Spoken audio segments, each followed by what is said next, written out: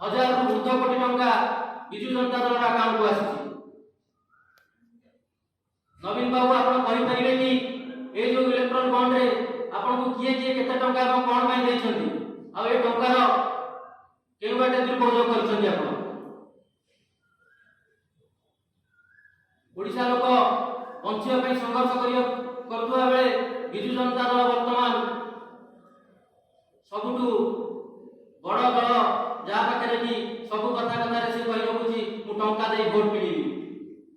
नवीन बाबू आपण को हम चेतई दउछु आपण को नेता माने जेतले गां गंडा को वोट मागिया पई जिवे आपण हुशियार रहिबे काना युवा कांग्रेस जो नारा दैछि नवीन हटाओ ओडिशा बचाओ जे पर्यंत आपण को ओडिशा हटाय नै युवा कांग्रेस चुप बसियो नै। गां गंडा रे समस्त को हम प्रश्न मागिबु 25 वर्ष रे तमे ओडिशा को केते लुटिलो खणी पानी सबुतरे दुर्नीति आपण माने समस्त जानिछन। तांकर जे वर्तमान मुखिया साजिछंती से ओडिशा को बिजली दवा पई पछछंती ताको हम केबे तांको स्वप्न को साकार करिया दबा नै। एही निर्वाचन रे आपण माने देखिबे विजु जनता दल सरकार कला धन को भली भाबरे उपयोग करिवो ताक मध्ये हम चेतई देउछु जदि सब पर इलेक्शन विजु जनता दल न लड़े ताले युवा कांग्रेस चुप बसिबो नै। यार जवाब आपण को उचित मार्ग दिया।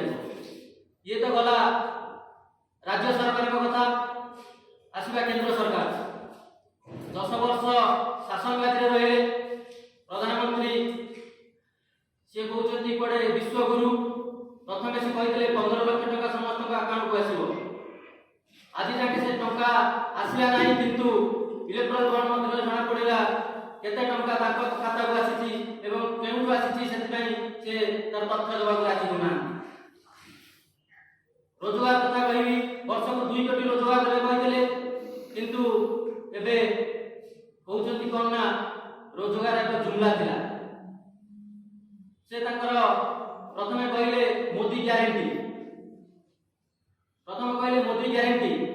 आ से ग्यारंटी को प्रकार ग्यारंटी आपण माने समस्त जानिथिबे। उभय केंद्र सरकार एवं राज्य सरकार रो नेता माने जेतबेले प्रचार को आसीबे गां गंडा को युवा कांग्रेस प्रश्न करियो प्रश्न उत्तर देला परे तुमे वोट मागिया को जीवो नचे तुमरा हमर लड़ाई हबो जे पर्यंत ए दुई दल शासन कार्य न हटिची से पर्यंत युवा कांग्रेस चुप बसिबो।